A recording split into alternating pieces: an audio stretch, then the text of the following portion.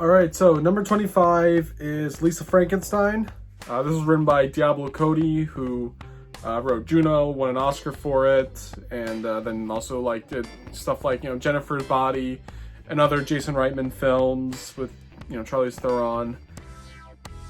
I enjoyed this one a lot. This was a really fun high school horror comedy that came out way earlier in the year in February.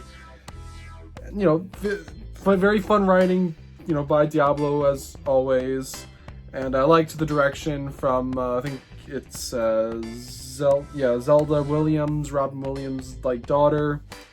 Her direction is very good. I like the fun 80s aesthetic and some of the comedic bits, and I like the performances from both Catherine Newton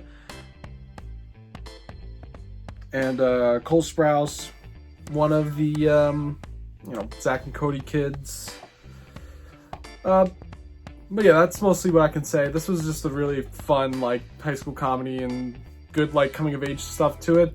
It's not the Frankenstein part's a little misleading because she doesn't actually resurrect Cole Sprouse through science and all that. He just comes back to life because of a wish, so that part isn't true. But overall, it doesn't really ruin the movie. It's still a very fun, quirky horror comedy, high school. You know the deal. Number 24, Ghostbusters: Frozen Empire. Out of this prime, the original universe of Ghostbusters, out of the 4 films that have been released, it's definitely the weakest one. But I have fun with this one. It's still the Ghostbusters going on a their typical crazy adventures with busting ghosts. We get more of the original cast in this one. Well, mainly it's Dan Aykroyd and Ernie Hudson. Bill Murray is also takes the backseat again in this one. But I really did see more of Dan Aykroyd and Ernie Hudson. Ernie Hudson especially is an actor that has been around forever but has never really gotten the best attention besides movies like The Crow and Congo, and this I like that we got a little more of him, and I did seeing more of going into Dan Aykroyd as he still is trying to relive his days as the Ghostbuster. And I still enjoy this new cast that we have. They're really great, even if the whole thing with Phoebe potentially being a lesbian in love with this ghost was severely cut down. And so I enjoyed this one. I still like the effects. And I still want to see more from this, I still want to see more adventures of the Ghostbusters with this cast. And, I still want the original cast to be there in some. Number 23, Longlegs. A very interesting horror thriller that is Exorcist meets Silence of the Lambs, which I've already said in my review of it. But I liked it. I like Oz Perkins' quirky direction. I like the acting from Nicolas Cage and Makia Monroe. I think that's how I think I'm saying it. I'm saying it right. Alicia Witt is also great in it. But I Longlegs was a pretty decent thriller. 22, Beverly Hills Cop, Axel F. This was probably the best legacy sequel or comedy. It's hard to say, but I just think this was good in waves where it handled the whole thing of bringing an old character back from because we haven't had a Beverly Hills Cop movie in 30 years, and so I thought this was a good return, and I liked how they did Axel's character well, and I liked the relationship with his strange daughter and all that. It was all well done. I think Judge Reinhold, I don't think he was in it enough. I would have liked to see more of him. But I did like that we saw more of, I forgot his name, I think it's, John Ashton, who sadly passed away after this. I like that we did see a little bit more of him in this one, after coming out of retirement from the third one. But yeah, overall, this was an enjoyable film, and I like to see Kevin Bacon as a villain in movies. And it was kind of fun that this and Maxine came out very close together, and in the week of 4th of July. both playing kind of like these antagonistic, like bad guy roles. 21, Bad Boys Ride or Die. I know I'm putting this over the film I said was like the best legacy sequel, but you know, this is like the second film and like after like the legacy sequel from For Life. I liked this one a little bit better than Ride or Die. Ride or Die I liked better than, you know, For Life, but I still liked Bad Boys for Life. This one I liked a little more because I liked the relationship that we got from Mike and his son. I liked Martin Lawrence's like arc in this film as well. I also said how like I kind of enjoyed seeing the actor who played Mr. Fantastic in this. All around, very fun action movie. I would love to see a fifth film. Number 20, Richard Linklater's Hitman. I know I wasn't so big on it, but I still, you know, I love Glenn Powell. I like the you know, the girlfriend character. I liked seeing Retta, you know, from Parks and Rec in it. It was like it was a very like fun, typical like mid-budget, you know, small character study film by Richard Linklater. Again, I like Glenn Powell, so there's not much to be said, but I kind of got a kick out of it, and I like when, you know, we get stuff like this, even though this movie has gotten like quickly forgotten. Number 19, The Substance. A pretty good commentary on, you know, Hollywood and how they treat actors when they get too old. With some pretty cool, you know, makeup effects, you know, and just an interesting concept about like, you know, youth and age. And like I did really like the performances by, you know, Demi Moore. Still a really great actress. I can't believe she hasn't like really been in a lot of movies, you know, recently. I hope this really does, like, this is her true comeback and we'll see her in other stuff. Margaret Qualley was pretty good. Dennis Quaid, very, very hilarious. Pulled it off for a role that was supposed to be for Ray Liotta. And that ending was just amazing. I loved the ending. Really is what like won me over. Number 18, I'm Still Here. Very happy this won over Emilia Perez for Best Foreign Language Film because it is a really good, you know, drama that's very tense and emotional to watch about this family and living in Brazil during when they were like under like a military dictatorship, and their you know, the father's taken away and how they try to deal with that. Very well done. That's all I can really say. I thought it was a good story and had very, very well direct. Number 17, The Lord of the Rings, The War of the Rohirrim. Yeah, I did see this movie, and it's not bad. It's pretty good. I think for the most part. I liked Brian Cox as the, you know, the king that I think Helm's Deep is named after. I thought the animation for the most part really was good. How I thought it gelled well with the action scenes. And I just like, overall I like the Rohan Helm's Deep stuff in Lord of the Rings. You know, it's the best parts in the Two Towers, and I like that we just basically got another Lord of the Rings movie that had a Helm's Deep action scene. So that's how I'm just gonna leave it at. Number 16, Deadpool and Wolverine. I think I already said my thoughts, but this was just a very fun comedy. I liked seeing Deadpool and Wolverine together. You know, Ryan Reynolds, Hugh Jackman have great chemistry. While I wasn't happy with some of like the cameos that didn't happen and then the ones that did, but I'm glad that, you know, the ones that I wanted to happen, like Alan Cumming as Nightcrawler and Rebecca Romijn as Mystique, is gonna be happening in Avengers Doomsday. So I'm glad that, you know, those appearances will be happening in the next film. Number 15, Wicked. This did a great job by taking a musical where, like, I don't hate it, but I wasn't big on Act 1. I prefer Act 2. And so, like, going into this one, which is Act 1, I really wasn't that excited. But it really did win me over because I think John M. Chu is just amazing at, you know, adapting stage musicals and going into like the character stuff that we don't really get to see sometimes on stage. So I liked the extended character moments we had with Elphaba and Glinda and Fiyero. So I'm glad we got more of that. that like this movie is like this is set up, but in a good way. I'm excited to see like how much of Wicked for Good is gonna like expand more on this, like, you know, on the world of Oz, because you know how theater is with like Act 2 is usually the shortest. So you know, the next film is going to be more bombastic and like it's gonna add more. Definitely like Dorothy is gonna be a bigger part. But for right now, with this movie that we have, I liked the performances from both Cynthia Erivo and Ariana Grande.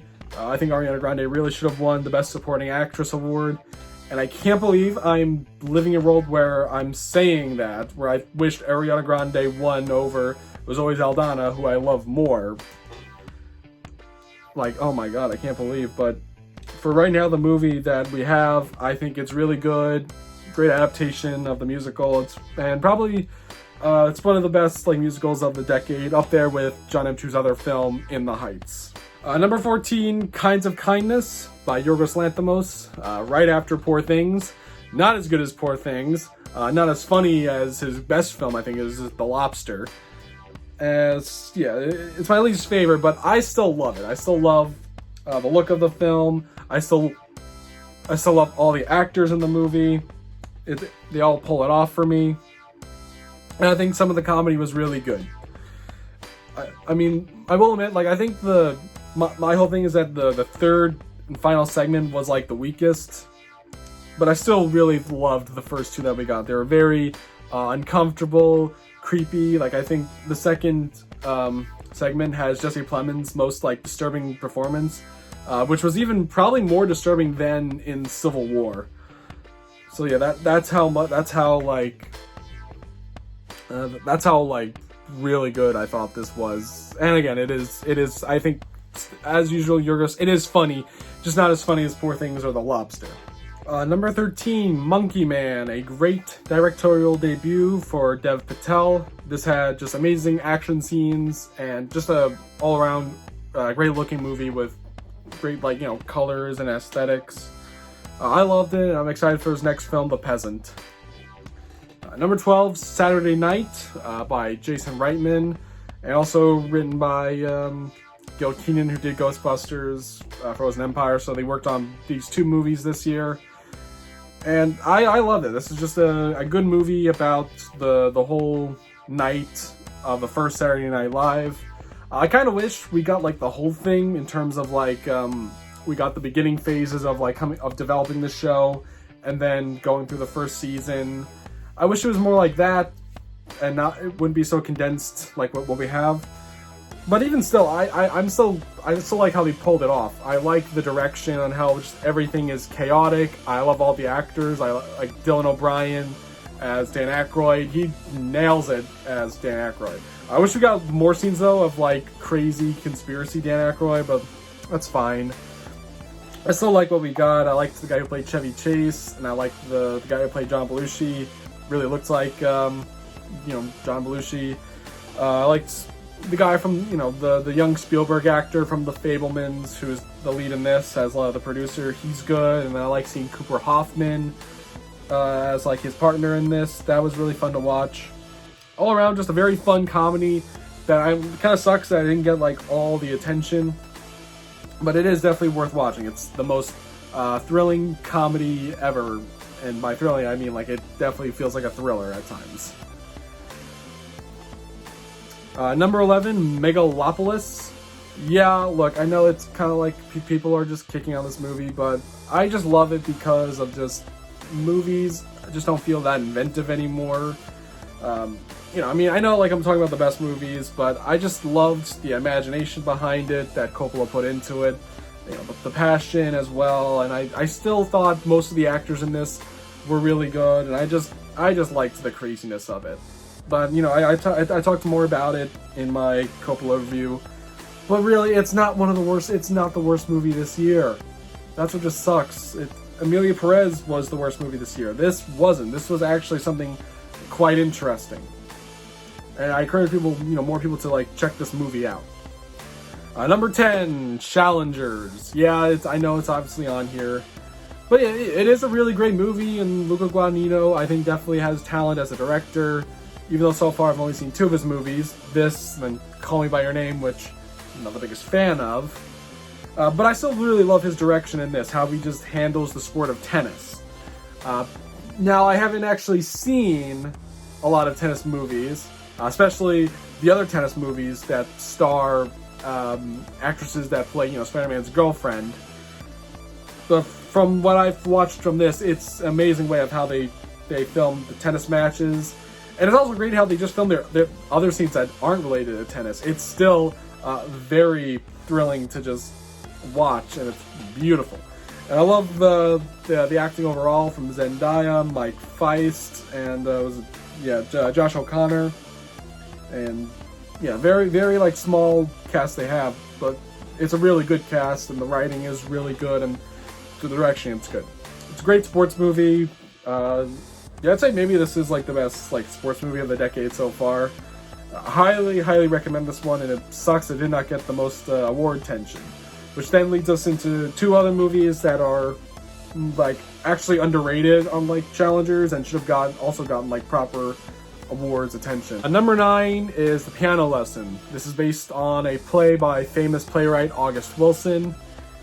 And it's a very like interesting story because it's basically a ghost story. And the way it's told is very good. I highly recommend you go watch it without me giving a lot away.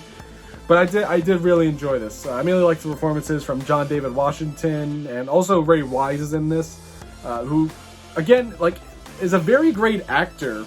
And it kind of sucks that like he hasn't really been picked up a lot. I think like his whole thing with like Warner Brothers might have ruined him a little bit. But if you saw the Snyder Cut, you see that he's like really great in it. And then like he would then be in Zack Snyder's Rebel Moon and then get killed off and is completely wasted in it. Ray definitely support Zack Snyder all that time, and then he kind of kills him off in his big space opera. But I'm glad he was in this, and I thought he was really good. Sam Jackson's also in this, really good. I just overall I really enjoy how they adapted this play, and I liked the seriousness, but yet the oddness that it kind of went into. Very well done.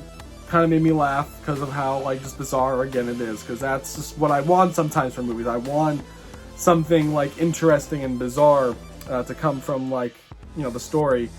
And it is like a very interesting story that I recommend you guys go check out.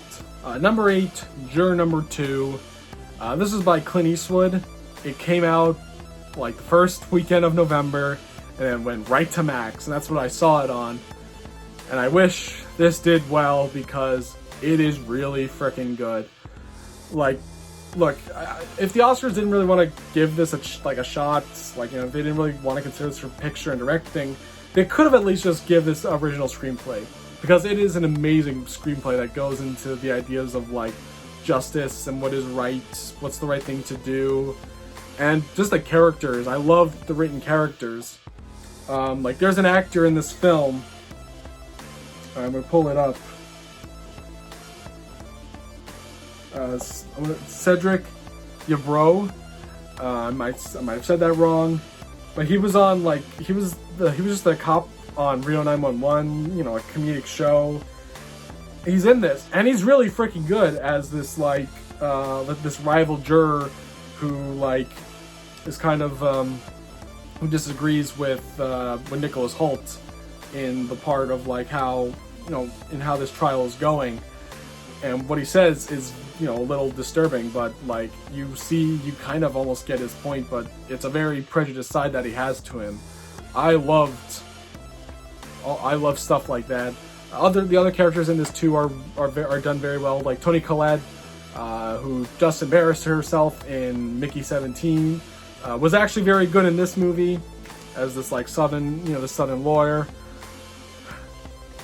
But yeah, I highly recommend this if you like stuff like 12 Angry Men or Courtroom John Grisham stuff, because it is very, very well made, and I do think Clint Eastwood's direction was for the most part really good in this movie, and Nicholas Hoult also gives an amazing performance in this movie. So definitely go check out Jury Number 2 on Max right now. It's that worth watching. Number 7, Conclave. This is just a really great drama and thriller at times, even though like no one dies. Well, I mean, I think it's like implied that people might have died through like, because there's like bomb attacks that are happening outside where they're voting, but like there's no main principal character dies. There's no like action in terms of like, you know, like people, there's no one like hitting each other. It's just like there's no murder. It's just a bunch of people talking in rooms about how the Catholic Church needs to, you know, continue, and it's quite thrilling just to watch. And I love all the shots that Edward Berger set up. I don't think it really got the cinematography nomination, but it definitely deserved it because it's a very beautiful looking movie. Even though it has a very like, to some people it might look bland, but I just think how the shots are set up of like cardinals walking, you know, in the rain. Something about it is just, to me, it's so beautiful and it just says a lot. And I love the performances from you know, Ralph Fiennes, John Lithgow. I just love seeing them in this movie, and it sucks that Ralph Fiennes did not win because Oscar voters thought that Ralph Fiennes has already won. Just they're so stupid. But again, I'd recommend Conclave. It's a good movie. It's PG, funny enough, because like that's why I think it's so good, because there isn't any cursing also, and like, you know, no sex and nudity. It's all a very straightforward movie with no like inappropriate substance. I highly recommend you watch it. It's definitely like it's a movie that I love because of like how it's like it's able to just be a well-written movie without all of this stuff that we like to add into movies. Number 6, Sing Sing Sing. One of the best, I found the best film about theater and actors, because I loved how it just went into like the importance of theater, and that is to just be something that you are not, and expressing yourself. Because while I love this movie, like, you know, the cinematography, I love the documentarian-esque feel of it, I don't really care for Colman Domingo's character that much. And Colman Domingo himself, I just don't think he fits in the film, because, like, as you know, this movie is mostly stars like former inmates of this prison, and I think they're all really good. But Colman Domingo doesn't really work because, you know, he wasn't a part of that group, and he just like, he doesn't feel like an inmate. Like, he doesn't feel like he belongs in this group, and I just didn't care for his character himself, because like the whole point is that, like, because he tries to audition for the role of Hamlet in this crazy comedy show that their director came up with, and he doesn't get it, and he's just kind of acts like a pussy about it, and then, but like, you know, the guy, you know, Clarence Macklin, who I think should have been the main character of the movie, you know, tells him that like he wants to be Hamlet because he wants to be something that society hasn't labeled him, because he's already been labeled as like a crook, and so he wants this moment to just be this like heroic prince from this Shakespearean tale. And I thought that was just amazing, and I think the movie should have just been really, you know, him and also then like Paul Raci as the director and their relationship. And I don't really care for Colman Domingo in this movie that much. But besides his character, I think everything else is just amazing, and I love the performances from all of the inmate actors. They're incredible, and they are the most, like, because of how real it is. That's why I love this movie, because of just how real it is and how it's shot. It all feels like you're actually there at the Sing Sing prison, but with Colman Domingo for some reason there. Definitely should have gotten better attention at the Oscars, you know, like for, you know, Best Picture, Direction, and also I think Clarence Macklin should have gotten Best Supporting Actor, but in my mind, you know, he should have been the main character and therefore should have gotten the Best Actor award. Number 5, the Best Picture winning film, Anora. Favorite Best Picture winning film that we have this decade. Makia Matson is amazing in this movie, as does, you know, the other actors in this movie that, like Sing Sing, aren't like big actors at all. They're kind of like very movies that they haven't been in really anything, and they're highly entertaining to just watch. Like when you watch Anora, I don't know if you might not like the first half, because I think the first half is like pretty good, but then when you get to the second half, it just turns into all-out chaos. As like they go around looking, for the son of this like Russian oligarch. It's a lot of fun. I highly recommend Anora, even if you don't feel satisfied by the ending. The whole movie is still a load of fun just to watch. I loved it. I'm kind of glad this did still take home the Best Picture award, even though I wanted another movie to really win, but I knew going into the Oscars it was not. But this film definitely deserved it. Alright, so coming in number 4 is a movie called Godless. Now this is a movie that you probably have not heard of, because yes, this is a very like micro budget indie film, and it stars actors that you might know. It stars Anna Ortiz from Ugly Betty, Harry Lennox, who we all know as the Martian Manhunter from the DCEU. It has Patrick Breen from like Galaxy Quest and Men in Black, and it has Thomas G. Waits from The Warriors and The Thing. This is a political drama, also religious drama, about like this fictional governor of New York in the early 2010s dealing with the Catholic Church in that area, as they kind of are trying to excommunicate her over her like politics and what she's doing in office. And it's basically the whole ideas of politics and religion, and it's a really good story, very relevant, and it's all put together very well by its writer-director Michael Rizziliani. This is also like like Dev Patel and Monkey Man. This is his first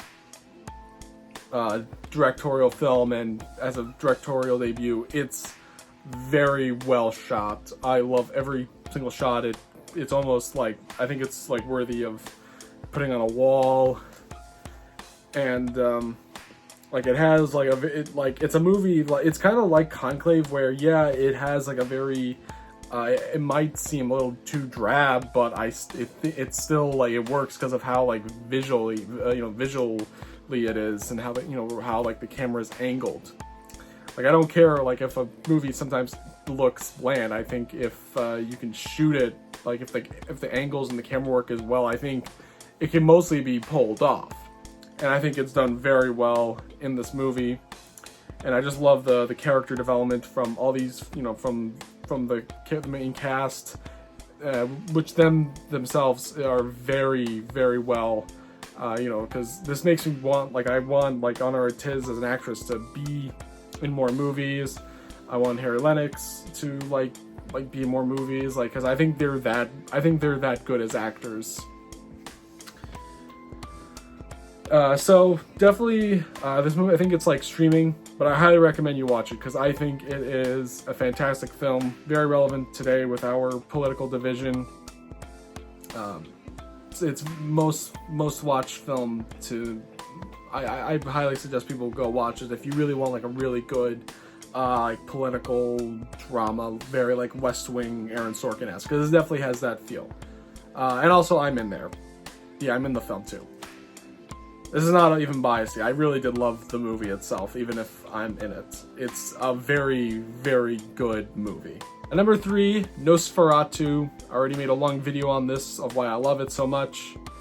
But it was just awesome to see just a cool, decent budget size. I don't know how much the budget was, but it definitely felt like a lot of money was put into it. And done very well, because, again, I think the production, costume design, makeup were all worthy of the Oscar nominations, even if they didn't win. I just loved seeing a horror movie that wasn't just made just to, like, put it out in theaters for people to go and see. This was, like, actual cinema. And Robert Eggers is definitely one of the best, directors working in horror. And I'm excited for his werewolf film. And this was just a great adaptation of the Dracula story. I love how it was just all put together. It's like a movie that is like appealing to the masses in a very good way, because it really did leave me satisfied, and I just loved all the intense horror, thrills, and gores that this movie had to offer. If you haven't watched it, but you love the Dracula story, yeah, you have to watch this movie. It's very good. Even if, you know, Sinners is out and might be technically better, but still definitely give this movie a chance, because I think there are a lot of people that weren't really big into this movie because it might have been a little overhyped. But I still think if you go in with the right mindset, it's one of the most visually striking horror movies of all time. And I don't even know if I said this in my review, but I think it is the Fury Road of horror movies. Alright, coming in number 2 is the film that really should have took home the Best Picture, and that is Dune Part 2. What a fucking shame that was. I love this movie overall. This is the greatest thing I've seen on IMAX. Probably is the best movie shot on IMAX. We'll see how The Odyssey turns out. Overall, I just love this as just a big movie done right. A movie that has come out, and that I'm going to take this and make this as like one of the greatest things I saw in theaters in terms of like epic movies, like how people back then, like how, you know, when they saw Gone with the Wind or the Ten Commandments, it was like a big movie that they loved, and that's like what they'll take with them and talk about how it was like the greatest thing that they ever saw. That's how I really feel I'm going to take away Dune Part 2, because Denis Villeneuve is a great job at creating continuing this massive world of Arrakis and the other planets, and just giving us great, amazing action scenes and just the most visual, stunning shots of all time. It has one of the most visual, stunning stuff ever. And it just also tells an amazing story about like religion and power, like the dangers of like, you know, prophecies, belief, and like how it all could basically just lead to all-out war. And it's like one of the first movie since like Infinity War to just like leave me wondering what's gonna happen next. Well, I know I should kind of know with the book, but the way it ends, it's like it really does leave you wanting more movie, and like you want to continue it. Like it doesn't feel like all one big setup, because the ending itself does feel satisfying, but the whole point of like seeing everyone go up to war makes you go like, I want to see more. And there's just nothing wrong with this movie. The only thing I had a problem with is just how Christopher Walken looked. Like, what was with that like long hair, man? I wanted like I kind of wanted his like the typical like Christopher Walken, you know, like how his like hair, like how his, you know, his typical hair and head and how he usually looks, but like in a big like space costume. I wasn't big on that part. It looked too much like a grandma. But overall, the rest of the cast is great. Austin Butler was a good villain. You know, even like the character to begin with, it doesn't do much with like there isn't that much rivalry between Paul and Fade. But overall, this is great. Denis Villeneuve is just the best director working in Hollywood today. Period. And that's all. Can't wait for Messiah. And I'm filming it after the announcement that Avengers is going to be delayed to that date in December. And I'm seeing Dune Messiah over Doomsday, no matter what. But so far what we have right now, we have two great movies that are both great adaptations of this big epic novel that by Frank Herbert. And it like Peter Jackson's Lord of the Rings, it's the definitive adaptation of the story. Alright, so while I do think Dune Part 2 should have won Best Picture and Director, my favorite film from last year, and I'm recording this on the 1-year anniversary. It took a while for this video to get made, I'm sorry. But Furiosa, a Mad Max saga. Very sad this movie did not do as well as it should have done, because it's amazing. And it makes me frustrated when, you know, you have people complaining about how there's no good movies out. Hollywood is okay, well, I know this is an IP, but Mad Max is a little different because Mad Max is so far the only franchise to have every installment be consistently helmed by, like, the original creator. It's already, like, it is, like, it used to be that in, like, Star Wars and Indiana Jones, but now that's all changed. So Mad Max so far is the most consistent, like, film where the creator has had all its input. And I know I said, like, Denis Villeneuve is the greatest filmmaker, in Hollywood, which he is. George Miller, with, like, Martin Scorsese, I think those are the two best old man directors working in Hollywood, because in their 80s,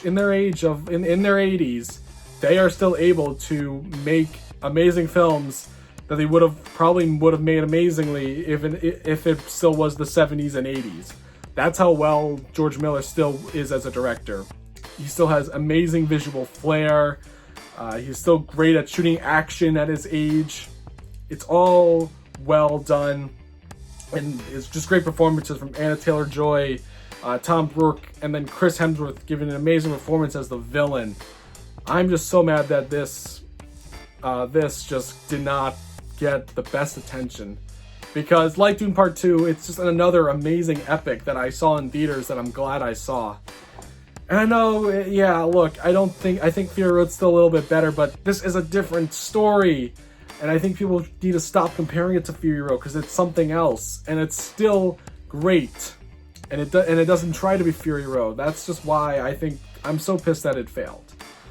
And I encourage more people to just check this out, because I still think it can still be a very visually amazing film to watch at home. Same with Dune Part 2. Like, after I saw that on IMAX, because I saw both movies on IMAX, but Dune Part 2, I thought, like, I couldn't revisit this on IMAX. But, watching it at home, it still really holds up.